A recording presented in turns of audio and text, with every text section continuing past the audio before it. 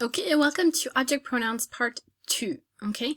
Today we're going to talk about how to simplify your writing using some object pronouns. So not only are we going to recognize what they would mean, but sometimes we're going to have to use two of them in one sentence. And how are we going to do that to make ourselves sound more fluent?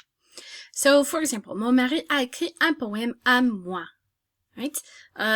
If I want to say I like the poem, could say j'aime le poème qu'il m'a écrit. But I could also simplify that and say, oh, je l'aime. I love it.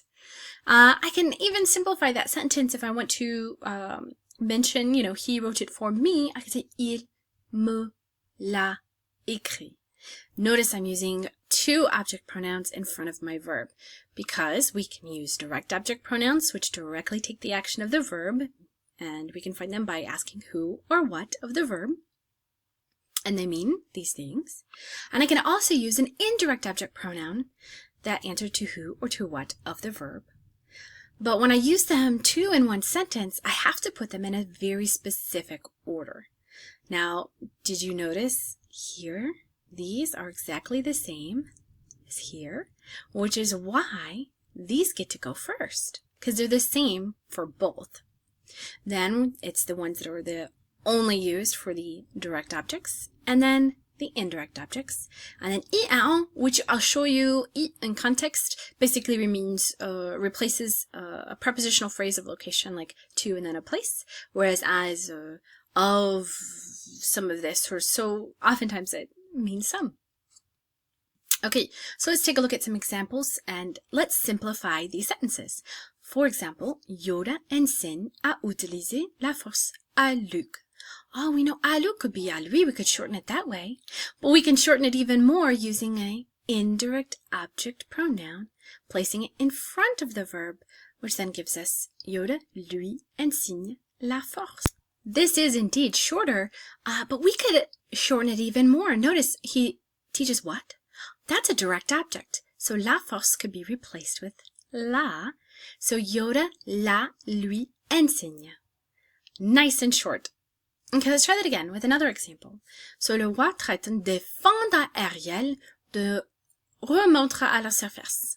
Okay? So we can replace à Ariel, make it shorter with à elle.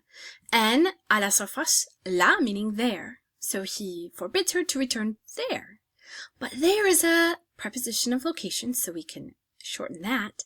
And we can put à elle as a indirect object pronoun in front of our verb, which will then look like il lui défend d'y remonter. So we have the e here because this is the verb that modifies it, going up there, not forbidding there, but forbidding to go up there. I'll show you that again with Captain Phasma. Ordonne afin de retourner au conditionnement. Notice this is a prepositional phrase with a, so it's a location, so it can be replaced with I. Afin uses a, so it's an indirect object, so we're going to use the indirect object pronoun.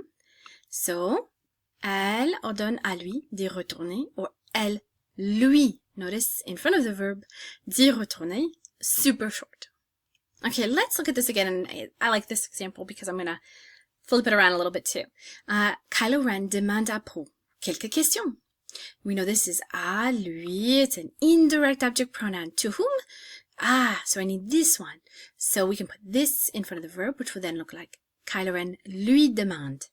Uh-oh, asks what? I have a direct object as well. Quelques questions. Direct objects are here. Les, them.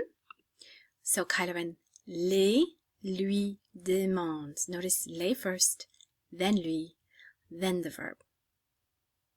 And I want to show you this in negative. So let's look at il ne les lui demande pas gentiment.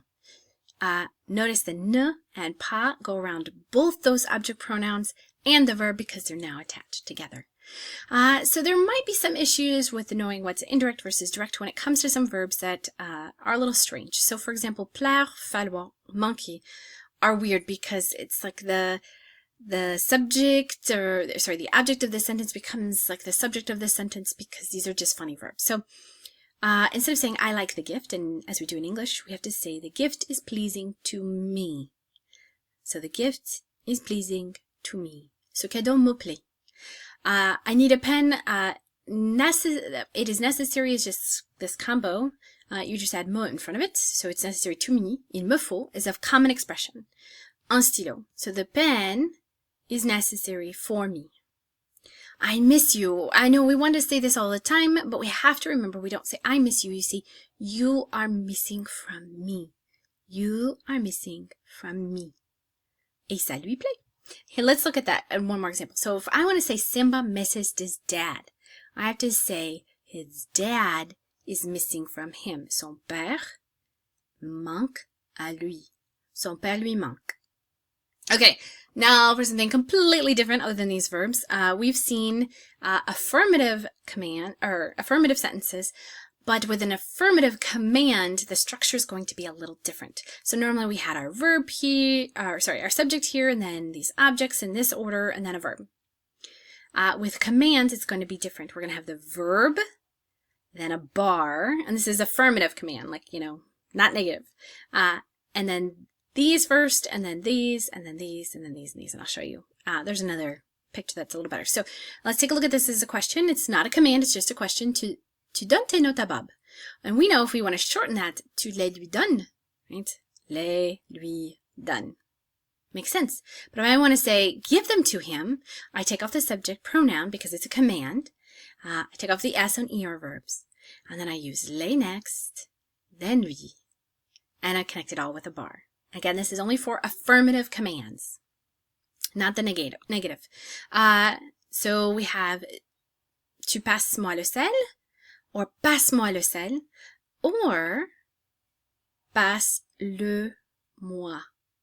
Okay? Tu me donnes tes notes? Non, donne-moi tes notes, or donne-les-moi. I have a better visual of this that'll help a little bit, where we put le, la, les, moi, toi, lui, nous, vous, leur, I, or un, in that order.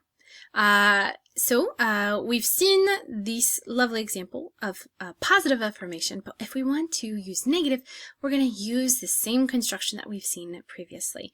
Tu ne donnes pas tes notes à Bob. To shorten that, we do the same thing with les, then lui, then donne. I don't need the bars between because it's a negative command, it's not affirmative. Okay, so let's summarize a little bit about what we've learned here. We have direct objects that answer the who or what of a sentence. They don't sound right after the verb. We have to place them before the verb. Indirect objects, we answer the question to whom or to what of a sentence. We can use stressed pronouns after the verb sometimes, so it still shortens it. But we can also use indirect object pronouns and place those in front of the verb. If we're going to use to, we have to follow this order where the subject these, then these, then these, then these, then these, and then the verb. And un just means some, and I means there, in a general sense. And of course, if we have an affirmative command, we're going to follow this order, placing bars in between them. All right, so here's the question. Ça veut dire quoi? What does this mean? Can you figure out what that means? Or can you simplify this and shorten this? And if you can, you followed the objectives, or you met the objectives of our video today.